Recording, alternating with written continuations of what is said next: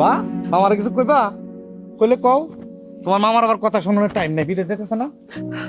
বাবা ঠিক মতো খাওয়া দাওয়া করিস।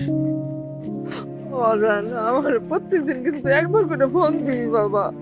আর ভাইয়া তুমি কিন্তু পেলেন থেকে নাইম মাই লগে লগে আমাকে জানাই বাজে তুমি পৌঁছাইছো। লগে লগে কল দিবা ভাইয়া। সবটি মরা কান্না শুরু করছে। বিদায় বেলা এমনি কেউ কান্দে?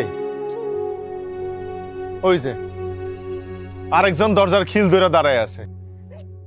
এদিকে আও।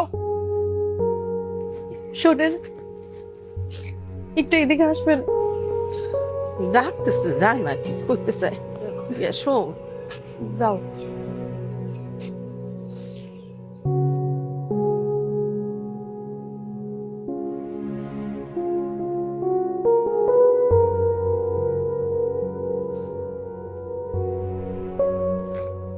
শিল্পী, এরকম ভাবে কান্নাকাটি করলে আমি কি ওখানে গিয়ে শান্তি পাবো?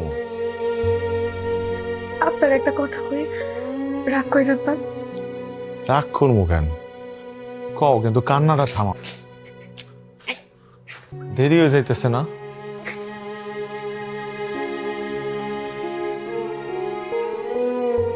শুনুন না, এই গয়নাগুলোর তো আমার এখন আর প্রয়োজন নাই। এগুলো বেচলে আপনি কমপক্ষে 3-4 লাখ টাকা পাইবেন। এগুলো বিক্রি করে আপনি এখানে কিছু একটা করেন না। আরো যদি লাগে আমি আপনার সাথে না হয় কথা পেয়ে আরো কিছু টাকা ম্যানেজ করলাম। তাও আপনি আমার কাছে একটা চাইয়েন না।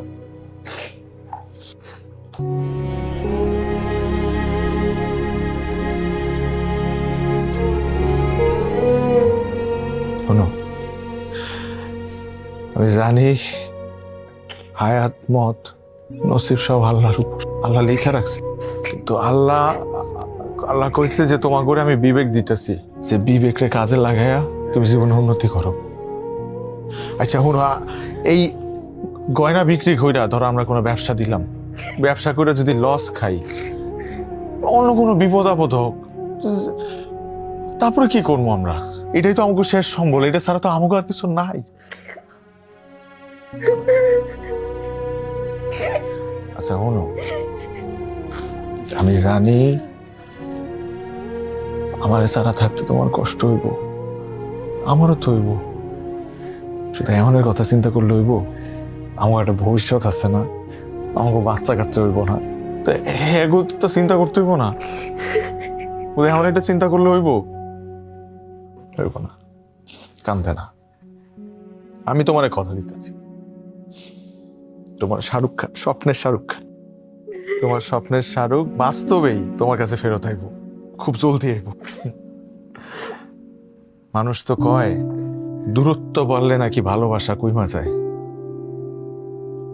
আমরা আমরা প্রমাণ দিব যে দূরত্ব বাড়লে ভালোবাসা অনেক বাইরে যায়।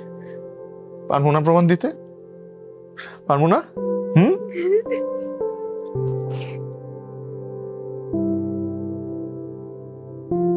আমি খুব জলদি তোমার কাছে ফেরত আসবো, কথা দিলাম।